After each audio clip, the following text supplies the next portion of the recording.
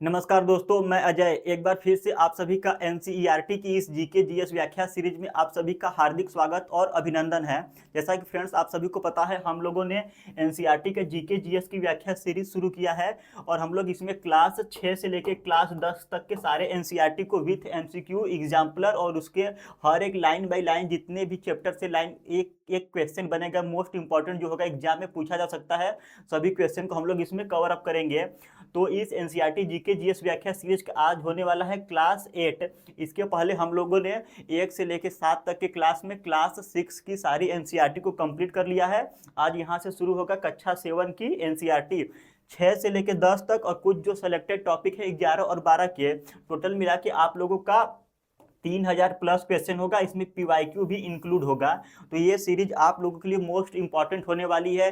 जितने भी लोग बीपीएससी टीआरई 4 देने वाले हैं, चाहे आपका प्राइमरी हो, जूनियर हो, टीजीटी हो, पीजीटी हो, आपको पता है कि आपको एनसीईआरटी पढ़ना ही पड़ेगा, क्योंकि बीपीएससी डायरेक्ट एनसीईआरटी से क्वेश्चन उठाता है। तो ये जो सेशन है सभी के लिए मोस्ट इंपॉर्टेंट होने वाला है। आज हम लोग पढ़ेंगे इसमें क्लास 7 का। तो देखिए फ्रेंड्स, क्लास 7 में आपके पास दो एनसीईआरटी है। एक तो 2022 वाली एडिशन है, ये पुरानी वाली, और एक है जो नई वाली आई है, क्यूरियोसिटी के नाम से है। तो देखिए फ्रेंड्स, जो ज़्यादा कंटेंट दिया गया है प्रीवियस टीआरई 1 2 3 में जो क्वेश्चन पूछे गए हैं क्लास 7 की एनसीईआरटी से, तो इस पुरानी वाली बुक से पूछे गए हैं। और आपको पता है, जब भी एनसीईआरटी अपनी बुक को अपडेट करता है, नया एडिशन लाता है, तो उसमें कोई ना कोई कटौती करता है, चाहे कंटेंट का हो चाहे चैप्टर का हो। तो इसलिए हम लोग फर्स्ट प्रायोरिटी देंगे पुरानी वाली बुक को, और नए वाली बुक में जो एक्स्ट्रा कंटेंट होगा उसका एक अलग से सेशन लेके सारा टॉपिक को, नए वाली बुक का भी उसको कवर अप कर लेंगे। तो इस तरीके से हम लोग पुरानी और नई बुक दोनों को साथ में ले चलेंगे, ताकि हमारे तैयारी और प्रिपरेशन में किसी भी प्रकार की कोई कमी ना रह पाए। तो देखिए फ्रेंड्स, जैसा कि आप लोग देख पा रहे होंगे, ये पुरानी वाली एनसीईआरटी का सिलेबस है और ये नई वाली एनसीईआरटी का सिलेबस है। दोनों के सिलेबस में बहुत ज़्यादा डिफरेंस नहीं है, परंतु कुछ डिफरेंस है। जो पुरानी नई वाली एनसीईआरटी है, इसमें टोटल 12 चैप्टर है और पुरानी वाली में 13 चैप्टर है। तो पहले हम लोग पुरानी वाली पढ़ लेंगे, फिर नई वाली में जो भी टॉपिक या चैप्टर छूटेगा उसको अलग से सेशन लेके हम लोग कंप्लीट कर लेंगे। तो क्लास 7 की एनसीईआरटी में आज हम लोग पढ़ेंगे चैप्टर 1, पादपों में पोषण। पादपों में पोषण, न्यूट्रिशन इन प्लांट्स। इसमें देखिए आपको क्या मिलेगा, हार्ड लेवल के एमसीक्यू रहेंगे प्लस एसर्शन रीजन टाइप, जैसा कि बीपीएससी टीआरई एग्जाम में पूछता है। और न्यूट्रिशन इन प्लांट्स, इस टॉपिक से रिलेटेड जितने भी पीवाईक्यू पूछे गए हैं टीआरई 1 2 3 एंड बीपीएससी में, सभी को इंक्लूड किया गया है इसमें। तो चलिए बिना समय को वेस्ट किए हम लोग अपने आज के पहले क्वेश्चन पे चलते हैं। तो पहला क्वेश्चन आपके सामने है, पोषण वह प्रक्रिया है जिसके द्वारा जीव अपने शरीर के लिए भोजन प्राप्त करते हैं। जी हाँ, बिल्कुल, पोषण के द्वारा ही जीव अपने शरीर के लिए भोजन प्राप्त करते हैं, फिर उसका उपयोग करते हैं। निम्नलिखित में से कौन सा कथन पोषण के संदर्भ में सही है? सभी जीव अपना भोजन स्वयं बनाते हैं। देखिए यहाँ पर बोला है सभी जीव। आपको पता होगा पोषण के आधार पर जीव दो प्रकार के होते हैं, एक स्वपोषी जो अपना भोजन स्वयं बनाते हैं, एक विषमपोषी जो अपना भोजन के लिए दूसरों पर डिपेंड रहते हैं, ऑटोट्रॉप्स, हेट्रोट्रॉप्स। तो यहाँ पर बोला है कि सभी जीव अपना भोजन स्वयं बनाते हैं, तो ये गलत हो गया। ऑप्शन बी, केवल हरे पौधे स्वपोषी होते हैं। आपको पता होगा कि हरे पौधे स्वपोषी होते हैं, प्रकाश संश्लेषण करके अपना भोजन स्वयं बनाते हैं, परंतु यहाँ पर बोल दिया है केवल हरे पौधे। जी नहीं, कुछ ऐसे बैक्टीरिया भी होते हैं जो अपना भोजन स्वयं बनाते हैं, जैसे कि blue green algae cyanobacteria photosynthesis करके अपना भोजन स्वयं बनाता है। तो केवल की वजह से ऑप्शन बी भी हमारा गलत हो गया। यहाँ पे ऑप्शन नंबर सी, पौधे और कुछ सूक्ष्म जीव स्वपोषी होते हैं। तो आपको पता होगा पौधे जो होते हैं स्वपोषी होते हैं, और कुछ सूक्ष्म जीव में आ जाएगा आप लोगों का ब्लू ग्रीन एल्गी या तो साइनोबैक्टीरिया। साइनोबैक्टीरिया भी ये जो होता है अपना भोजन स्वयं बनाता है। तो यहाँ पर ऑप्शन नंबर सी बिल्कुल करेक्ट है, पौधे और कुछ सूक्ष्मजीव अपना भोजन स्वयं बनाते हैं। अब देखते हैं हम लोग एनसीईआरटी क्या कह रहा। देखिए फ्रेंड्स, एनसीईआरटी कहना चाह रहा, पोषक पदार्थ तो सजीवों की शारीरिक संरचना, वृद्धि तथा क्षतिग्रस्त भागों के रखरखाव के लिए समर्थ बनाते हैं तथा विभिन्न जैव प्रक्रमों के लिए आवश्यक ऊर्जा भी प्रदान करते हैं। सजीवों द्वारा भोजन ग्रहण करने एवं इसके उपयोग की विधि को पोषण कहा जाता है। पोषण की वह विधि जिसमें जीव अपना भोजन स्वयं संश्लेषित करते हैं, यानी कि स्वयं बनाते हैं, उसको स्वपोषण ऑटोट्रॉप्स कहते हैं। और इसी तरह ऐसे पादप को स्वपोषी कहते हैं। जंतु एवं अधिकतर अन्य जीव पादपों द्वारा संश्लेषित भोजन ग्रहण करते हैं, उन्हें विषमपोषी या तो हेटेरोट्रॉप्स करते हैं। तो जंतु और अधिकतर अन्य जीव, जैसे कि हम मनुष्य हो गए, सभी प्रकार के जंतु हो गए, एनिमल्स, तो अपने भोजन के लिए जो हरी सब्जियां हो गई, पेड़ पौधे की पत्तियां हो गई, घास हो गए, उस पर डिपेंड रहते हैं। तो अपने पोषण के लिए दूसरे के ऊपर डिपेंड रहते हैं, इसलिए वो विषमपोषी यानी कि हेटेरोट्रॉप्स कहलाता है। अगला क्वेश्चन, स्वपोषी पोषण में पौधे भोजन बनाने के लिए किस ऊर्जा स्रोत का उपयोग करते हैं? तो आपको पता है स्वपोषी जो होते हैं पोषण में फोटोसिंथेसिस करते हैं, सूर्य के प्रकाश की उपस्थिति में प्रकाश संश्लेषण करके अपना भोजन प्राप्त करते हैं। तो इसमें जो होता है मोस्ट इंपॉर्टेंट ऊर्जा का सोर्स होता है सनलाइट। क्या होता है? सनलाइट। जैसे कि देख लीजिए, कार्बन डाइऑक्साइड प्लस आप लोगों का वाटर मिलकर बनाएंगे glucose C6H12O6 plus oxygen. 6 carbon dioxide 6 water, balance हो गया C6H12O6 प्लस यहाँ पे ऑक्सीजन आ जाएगा। तो देख लीजिए इस तरीके से। और यहाँ पे दो चीजें नेसेसरी होनी चाहिए, एक तो हम लोगों का होना चाहिए सनलाइट, एक सनलाइट होना चाहिए और एक होना चाहिए क्लोरोफिल। और फ्रेंड्स आपको पता होगा कि जब क्लोरोफिल उपस्थित होगा तभी सूर्य के प्रकाश की उपस्थिति में प्रकाश संश्लेषण होगा। परंतु क्या आपने कभी इसके पीछे का रीजन जानने का कोशिश किया है कि सनलाइट अगर है, अगर क्लोरोफिल नहीं रहेगा तो भी फोटोसिंथेसिस नहीं होगा? तो देखिए फ्रेंड्स, जो भी सनलाइट आती है, जो पेड़ पौधों की पत्तियों पर सनलाइट आती है, अगर क्लोरोफिल नहीं रहेगा तो फोटोसिंथेसिस नहीं रहेगा, भले ही CO2 और H2 हो। क्लोरोफिल इसलिए जरूरी है क्योंकि क्लोरोफिल ही एक ऐसा पिगमेंट है या एक ऐसा कंपाउंड है जो सनलाइट को एब्जॉर्ब करता है।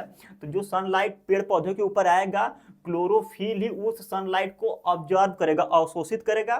फिर ये जो सनलाइट होता है पेड़ पौधों की पत्तियों में अवशोषित हो जाएगा एनर्जी के फॉर्म में।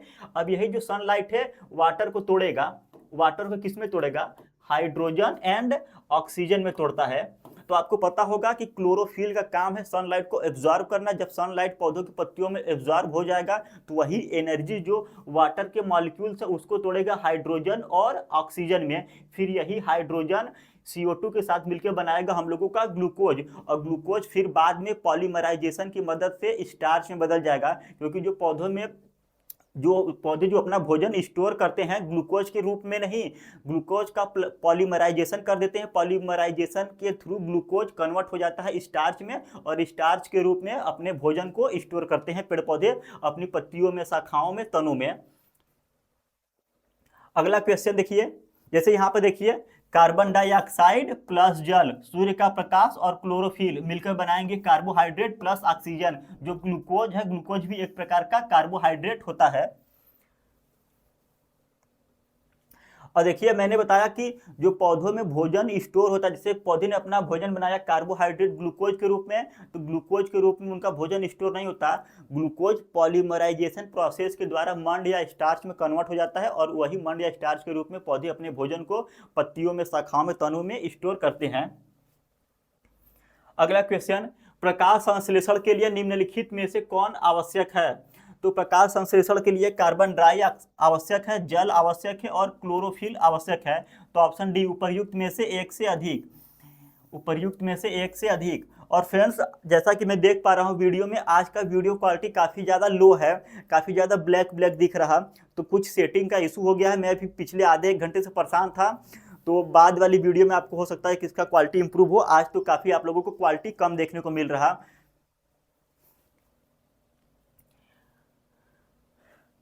देखिए अब यहाँ पर क्लोरोफिल के बारे में बताया गया है। पत्तियों में एक हरा वर्णक होता है जिसे क्लोरोफिल कहते हैं। क्लोरोफिल सूर्य के प्रकाश, सौर प्रकाश की ऊर्जा का संग्रहण करने में पत्ती की सहायता करता है। इस ऊर्जा का उपयोग जल एवं कार्बन डाइऑक्साइड में खाद्य संश्लेषण में होता है, क्योंकि खाद्य संश्लेषण सूर्य के प्रकाश की उपस्थिति में होता है, इसलिए इसे प्रकाश संश्लेषण कहते हैं। फिर यहाँ पर प्रकाश संश्लेषण का रिएक्शन दिया गया है। अगला प्रश्न, पत्तियां प्रकाश संश्लेषण का मुख्य स्थल है। पत्तियां प्रकाश संश्लेषण का मुख्य स्थल है।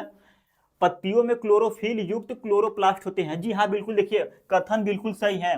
जो प्रकाश संश्लेषण का प्रमुख स्थल होता है पत्तियां होती हैं। आपको पता होगा कि प्रकाश संश्लेषण जो होता है पत्तियों के अलावा शाखाओं में और तने में भी होता है, परंतु जो मैक्सिमम मतलब ज्यादा अमाउंट में जो फोटोसिंथेसिस होता है पत्तियों में होता है, क्योंकि पौधे का जो सबसे ज्यादा ग्रीन भाग होता है पत्तियां होती हैं। ग्रीन भाग होने का मतलब कि वहां पर क्लोरोफिल सबसे ज्यादा उपस्थित है, तो इसलिए मुख्य रूप से प्रकाश संश्लेषण का स्थल पत्तियां हैं। कथन सही, कारण पत्तियों में क्लोरोफिल युक्त क्लोरोप्लास्ट होते हैं। कथन और कारण दोनों सही है। देखिए क्लोरोप्लास्ट एक प्रकार का उसका ऑर्गन सेल है।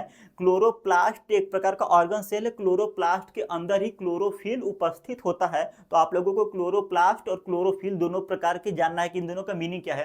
क्लोरोप्लास्ट के अंदर क्लोरोफिल उपस्थित होता है, यानी पत्तियों में एक प्रकार का कोशिका अंग है, ऑर्गेनल है क्लोरोप्लास्ट। तो ए और आर दोनों सही है तथा आर एक ही सही कारण है। अगला प्रश्न, पौधों में कार्बन डाइऑक्साइड का प्रवेश मुख्यतः किस संरचना के द्वारा होता है? तो पौधों में कार्बन डाइऑक्साइड का जो प्रवेश होता है जड़ द्वारा नहीं, तना द्वारा नहीं, जो मुख्यतः होता है रंध्र स्टोमाटा द्वारा। आपने स्टोमाटा के बारे में पढ़ा होगा। स्टोमाटा का स्ट्रक्चर देखिए यहाँ पर दिया हुआ है। तो देखिए इस प्रकार का स्टोमाटा के ऊपर गार्ड सेल्स होते हैं, रंध्री द्वार होते हैं जो खुलते और बंद होते हैं। जैसे कि आपको पता है कि पत्तियों के ऊपर ज्यादातर जो स्टोमेटा का छेद पाया जाता है, जैसे एक लीफ है तो लीफ के अपर सरफेस पे नहीं लोअर सरफेस पर स्टोमेटा पाया जाता है। कुछ पौधों की पत्तियों में अपर और लोअर दोनों सरफेस पर पाया जाता है, परंतु ज्यादातर पौधों में लोअर सरफेस पर पत्तियों के स्टोमेटा पाया जाता है।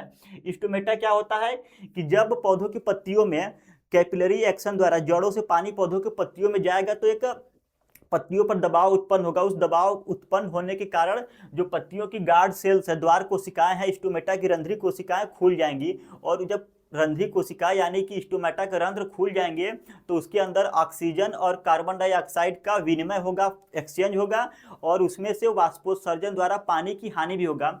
जब पत्तियों में से वाष्पोत्सर्जन द्वारा पानी बाहर निकल जाएगा तो जो उसके अंदर का प्रेशर कम हो जाएगा और स्टोमेटा की जो रंध्री कोशिकाएं हैं वो बंद हो जाएंगी। तो जब पानी भर जाएगा पत्तियों में, स्टोमेटा खुल जाएगा, वाष्पोत्सर्जन द्वारा पानी निकल जाएगा तो उसके अंदर का प्रेशर कम हो जाएगा, स्टोमेटा बंद हो जाएगा। तो इस प्रकार से खुलता और बंद होता रहता है। जब स्टोमेटा खुलेगा तो उसमें गैसों का एक्सचेंज होता रहता है, CO2 और ऑक्सीजन का।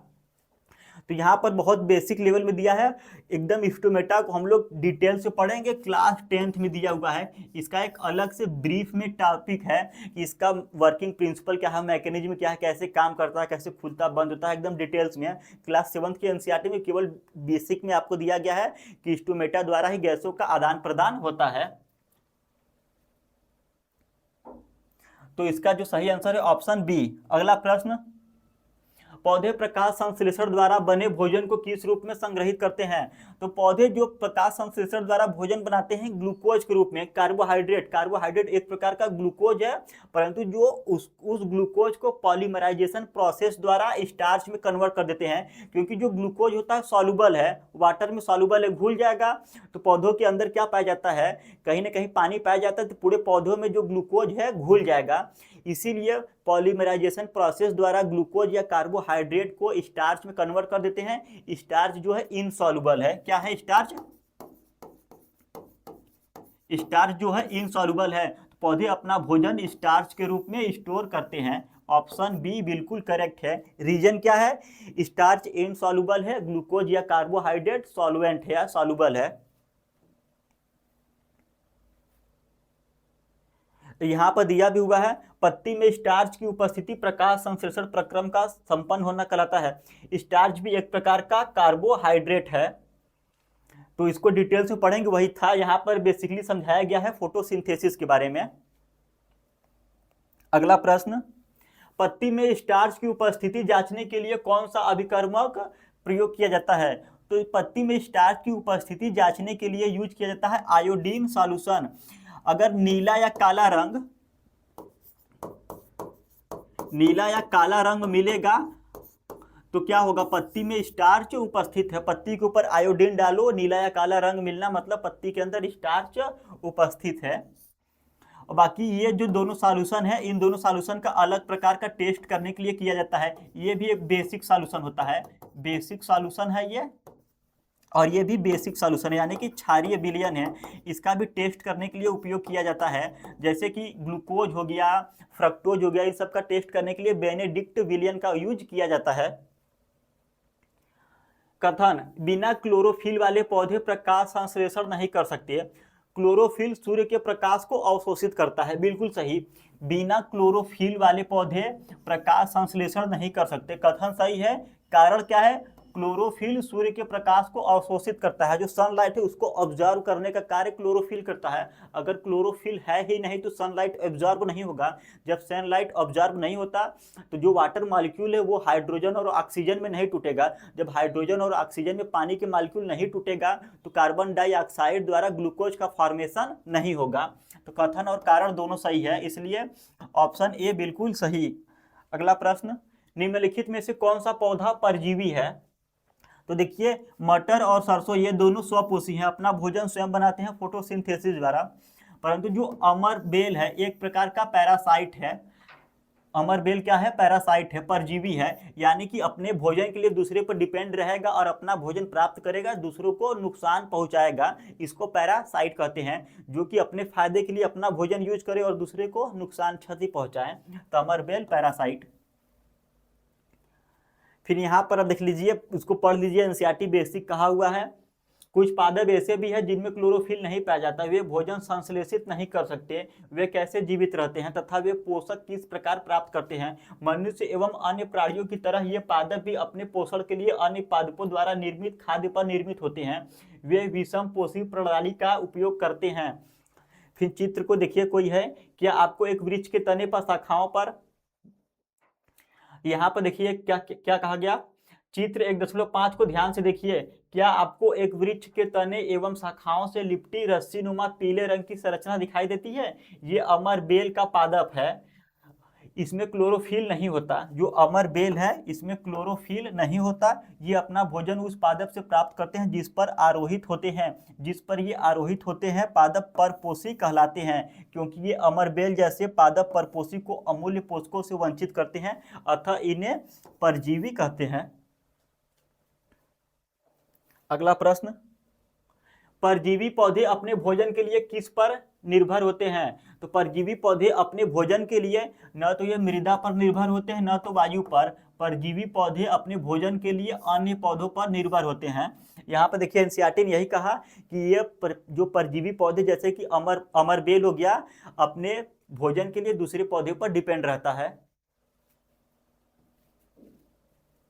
अगला प्रश्न, निम्नलिखित में से कौन सा मृत जीवी का उदाहरण है? स्पेक्ट्रोट्रॉफ।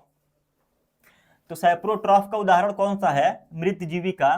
तो देखिए, जो मशरूम हो गया ये सैप्रोट्रॉफ है, ब्रेड भी हो गया ये मृत जीवी है, और यीस्ट, ये तीनों जो है मृत जीवी के उदाहरण है। मशरूम, ब्रेड मोल्ड और यीस्ट। तो इसका जो सही आंसर होगा उपर्युक्त में से एक से अधिक, ऑप्शन नंबर डी। एनसीईआरटी क्या कह रही? मृत जीवी, आपने बाजार में छत्रक मशरूम बिकते देखे होंगे। वर्षा के दिनों में वृक्षों की सड़ी गली, टूटी टहनियों अथवा तनों या छाल पर छाते के समान संरचनाओं के गुच्छे भी आपने देखे होंगे। आइए देखते हैं कि जीवन यापन हेतु इन्हें किस प्रकार के पोषकों की आवश्यकता होती है और वे उन्हें कहाँ से प्राप्त करते हैं। यहाँ पर कुछ एक्टिविटी दिया गया है, परंतु हम लोग एक्टिविटी को नहीं पढ़ते हैं। जो यह जीव कवक या फंजाई कहलाते हैं, इनकी पोषण प्रणाली अथवा पोषण विधि विभिन्न प्रकार की होती है। ये मृत एवं विघटनकारी सड़ने वाली वस्तुओं जैसे जैव पदार्थों की सतह पर कुछ पाचक रसों का स्राव करते हैं तथा उसे साधारण व विलेय के रूप में परिवर्तित कर देते हैं। तत्पश्चात वे इस विलयन का भोजन के रूप में अवशोषण करते हैं। इस प्रकार की पोषण प्रणाली को, जिसमें जीव किसी मृत एवं विघटित जैविक पदार्थों से पोषक तत्व प्रदान करते हैं, पोषक तत्व प्राप्त करते हैं, मृत जीवी पोषण कहलाती है। मृत जीवी पोषण प्रणाली का उपयोग करने वाले जीव मृत जीवी सैप्रोट्रॉफ कहलाते हैं।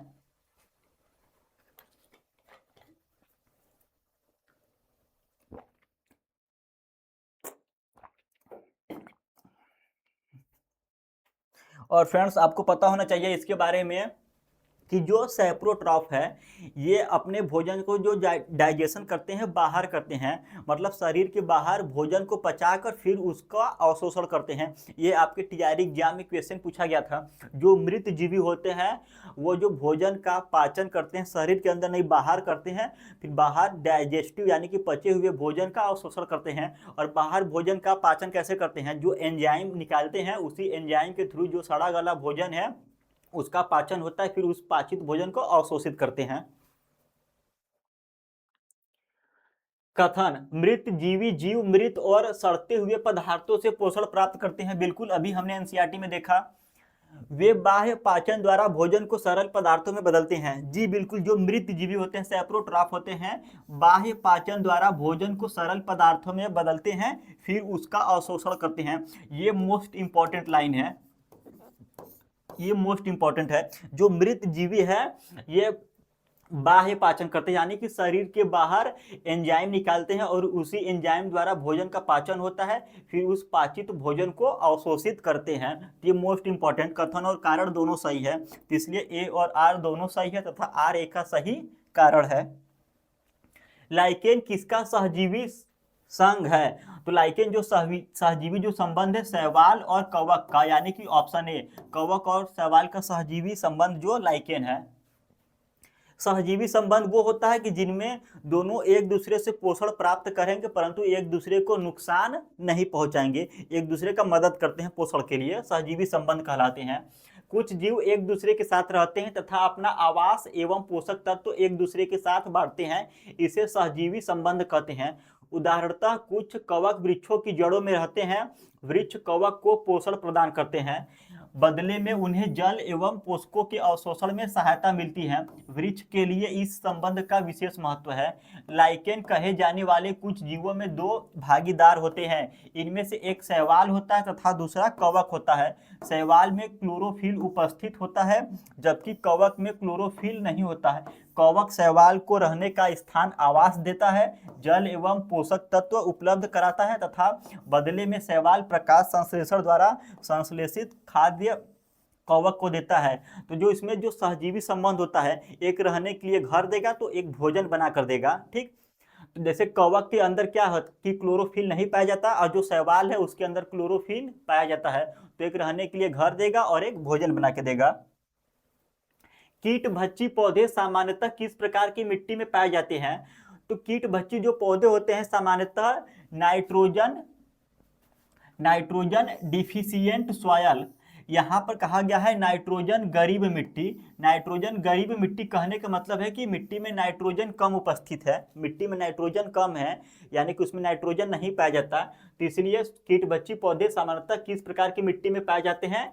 नाइट्रोजन गरीब। आपको पता होगा जो कीटभक्षी पौधे होते हैं वो कीटों को पकड़ते हैं, मतलब कीटों को क्यों पकड़ते हैं? क्योंकि जब कीटों को पकड़ेंगे फिर उसको डिकम्पोज करने के बाद नाइट्रोजन रिलीज होगा, तो उसी नाइट्रोजन जो उनको जमीन से मिट्टी से नहीं मिल पा रहा, उसी नाइट्रोजन को प्राप्त करने के लिए उनका ऐसा स्ट्रक्चर होता है कि छोटे छोटे कीटों को एब्जॉर्ब करते हैं, फिर जब वो डिकम्पोज होंगे तो नाइट्रोजन रिलीज होगा और उसी रिलीज हुए नाइट्रोजन को डिकम्पोजिशन से उसको एब्जॉर्ब करेंगे।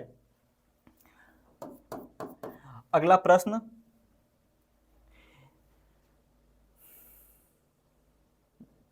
निम्नलिखित में से कौन सा कीटभक्षी पौधा है? तो देखिए जो पीचर प्लांट होता है ये कीटभक्षी पौधा है, पीचर प्लांट, यानी कि ये कीटों को पकड़ता है, अमरबेल नहीं, मशरूम नहीं। देखिए कीटभक्षी पौधे का यहाँ पर आप लोग डिटेल्स भी पढ़ सकते हैं कि एनसीईआरटी क्या कहना चाह रही। क्या आपने ऐसे पादपों को देखा अथवा उनके विषय में सुना है जो जंतुओं का भक्षण करते हैं? कुछ ऐसे पादप भी हैं जो कीटों को पकड़ते हैं तथा उन्हें पचा जाते हैं। क्या यह विस्मयकारी नहीं है? ऐसे पौधों हरे या अन्य किसी रंग के हो सकते हैं। चित्र 1.6, मतलब इस चित्र में देखिए इसकी घड़े घट के समान दिखाई देने वाली संरचना वास्तव में उसकी पत्ती का रूपांतरित भाग है। पत्ते का शीर्ष भाग घड़े का ढक्कन बनाता है। घड़े के अंदर अनेक रोम होते हैं जो नीचे की ओर ढलके रहते हैं अर्थात अधोमुखी होते हैं। जब कोई कीट घड़े में प्रवेश करता है तो यह उसके रोमों के बीच फंस जाता है। घड़े में उपस्थित पाचक रस द्वारा कीटों का पाचन हो जाता है। तो देखिए जो यह घड़े नुमा आकृति है इसमें क्या है? पाचक रस है। घड़े में उपस्थित पाचक रस द्वारा कीटों का पाचन हो जाता है। कीटों का भक्षण करने वाले ऐसे पादप कीटभक्षी पादप कहलाते हैं। वीनस फ्लाई ट्रैप तथा संडीव कीटभक्षी पादपों के उदाहरण है। तो देखिए ये दो उदाहरण आपके लिए मोस्ट इंपॉर्टेंट है, वीनस फ्लाई ट्रैप और संडीव कीटभक्षी पादप के उदाहरण है।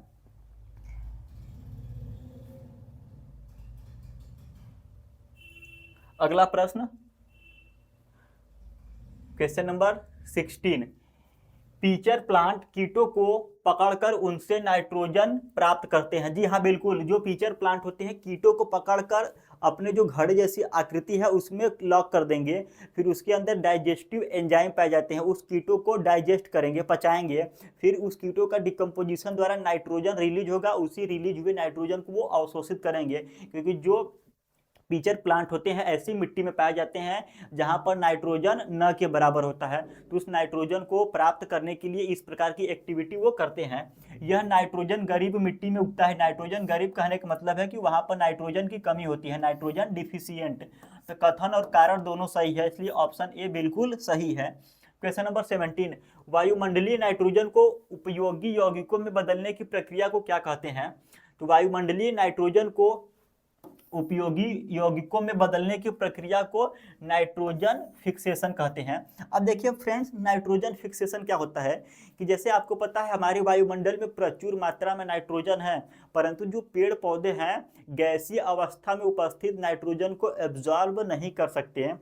वो तभी नाइट्रोजन को एब्जॉर्ब करेंगे जब नाइट्रोजन कंपाउंड यानी कि यौगिक के रूप में होगा। तो पौधे नाइट्रोजन को तभी अवशोषित करेंगे जब कंपाउंड यानी कि यौगिक के रूप में होगा, परंतु हमारे वायुमंडल में नाइट्रोजन वायुमंडल में नाइट्रोजन गैस के रूप में है, तो गैसीय नाइट्रोजन को एब्जॉर्ब नहीं कर पाते। तो यहाँ पर एक चीज आता है नाइट्रोजन फिक्सेशन, जैसे कि यहाँ पर नाइट्रोजन हो गया और इधर नाइट्रोजन का बनाना है कंपाउंड, यौगिक बनाना है नाइट्रोजन का कंपाउंड। तो जो यहाँ पर नाइट्रोजन फिक्सेशन होगा, नाइट्रोजन, इसी नाइट्रोजन फिक्सेशन द्वारा नाइट्रोजन को कंपाउंड में बदला जाता है, और ये जो होता है राइजोबियम बैक्टीरिया द्वारा होता है। तो इसको बोलते हैं नाइट्रोजन फिक्सेशन, और ये नाइट्रोजन फिक्सेशन किसके द्वारा होता है? नाइट्रोजन बैक्टीरिया द्वारा, सॉरी नाइट्रोजन बैक्टीरिया नहीं, राइजोबियम द्वारा। राइजोबियम बैक्टीरिया किस पौधों की जड़ों में पाया जाता है? तो जो राइजोबियम बैक्टीरिया होता है घास नहीं, काई नहीं, यह दलहनी पौधों में पाया जाता है। किस में पाया जाता है? दलहनी पौधों में। देखिए अब राइजोबियम दलहनी पौधों में क्यों पाया जाता है? दलहनी पौधे यानी कि जितने प्रकार की पल्सेस होती हैं, आपको पता है कि सबसे ज्यादा जो प्रोटीन होता है पल्सेस में पाया जाता है। और प्रोटीन में जो मेन कंपाउंड होता है हम लोगों का कार्बन, हाइड्रोजन, ऑक्सीजन, और एक चौथा कंपाउंड होता है नाइट्रोजन। तो प्रोटीन के फॉर्मेशन में कार्बन, हाइड्रोजन, ऑक्सीजन और नाइट्रोजन, और जो नाइट्रोजन होता है 16% पाया जाता है प्रोटीन में। प्रोटीन में नाइट्रोजन कितना पाया जाता है? 16%। और आपको पता होगा कि वायुमंडलीय जो गैस के रूप में नाइट्रोजन है, पौधे उसको अवशोषित नहीं कर सकते, और जो पल्सेस होते हैं यानी कि जितने भी दलहनी पौधे हैं उसमें सबसे प्रचुर मात्रा में नाइट्रोजन पाया जाता है। तो नाइट्रोजन उसके अंदर आता कहाँ से है? नाइट्रोजन उनके अंदर आता है राइजोबियम बैक्टीरिया द्वारा। ये राइजोबियम बैक्टीरिया क्या करता है कि जो वायुमंडल में नाइट्रोजन गैस है उसी को कन्वर्ट कर देता है कंपाउंड यानी कि यौगिक में, नाइट्रोजन फिक्सेशन द्वारा।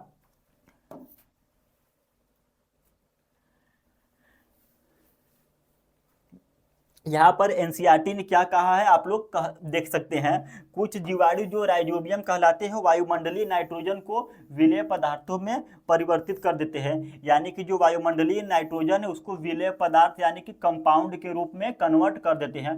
कौन होता है? राइजोबियम होता है। अगला प्रश्न, राइजोबियम और दलहनी पौधों के बीच सहजीवी संबंध होता है। बिल्कुल सही है, राइजोबियम और दलहनी पौधों के बीच सहजीवी संबंध होता है। जैसे कि जो दलहनी पौधे होते हैं राइजोबियम बैक्टीरिया को रहने के लिए आवास देते हैं। दलहनी पौधे राइजोबियम को रहने के लिए आवास घर देंगे, और राइजोबियम उनको क्या देगा? राइजोबियम उनको वायुमंडलीय नाइट्रोजन गैस को कन्वर्ट करके कंपाउंड के रूप में देगा। तो दोनों एक दूसरे का मदद करते हैं। राइजोबियम पौधों को नाइट्रोजन प्रदान करता है और बदले में भोजन प्राप्त करता है। बिल्कुल सही है, तो यहाँ पर ऑप्शन ए बिल्कुल सही है। मिट्टी में पोषक तत्वों की पुनः पूर्ति का प्राकृतिक तरीका कौन सा है? तो जो मिट्टी में पोषक तत्वों की पुनः पूर्ति का जो प्राकृतिक तरीका है, नेचुरल प्रोसेस है, यह है क्रॉप रोटेशन, यानी कि विभिन्न प्रकार की फसलों को बदल बदल के लगाओ, यानी कि उनमें जो पोषक तत्वों की पुनः प्राप्ति हो जाए। फिर दलहनी पौधे उगाना, दलहनी पौधे उगाने से क्या होगा कि हमारी जो मिट्टी है उसमें प्रचुर मात्रा में नाइट्रोजन कंपाउंड आ जाएगा। तो ए और बी दोनों सही है। और जैव उर्वरक बायो फर्टिलाइजर्स का भी उपयोग करना चाहिए। तो इस प्रकार से जो हम लोगों का सही आंसर होगा उपर्युक्त में से एक से अधिक, ऑप्शन नंबर डी। तो देखिए इस प्रकार हम लोगों ने 20 क्वेश्चन में क्लास 7 का चैप्टर 1 न्यूट्रिशन इन प्लांट इसको हम लोगों ने कवर अप कर लिया। कल की क्लास में हम लोग देखेंगे चैप्टर नंबर 2। चैप्टर 2 है हम लोगों को शायद चैप्टर 2 होने वाला है न्यूट्रिशन इन,